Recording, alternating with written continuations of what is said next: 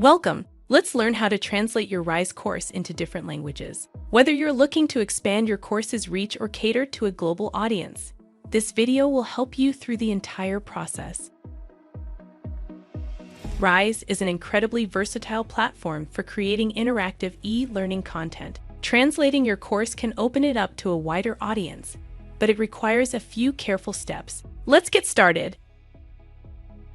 First, ensure your course is complete and ready for translation. Double-check for any final adjustments or updates. Once everything looks good, you're ready for the next step. Go to your RISE course, click on the Settings tab, and select Export XLIFF file to export. This file format is designed for translation and will contain all your course text. Save the XLIFF file to your computer. This file will be used by translation tools or services to translate your content. Now you'll need to translate the XLIFF file with the help of translation service. Upload the XLIFF file into your chosen tool or send it to your translation service. Ensure the translation captures the context and tone of your course content. Once the translation is complete, go back to RISE. Open the Settings tab again, and this time select Import Translated Text.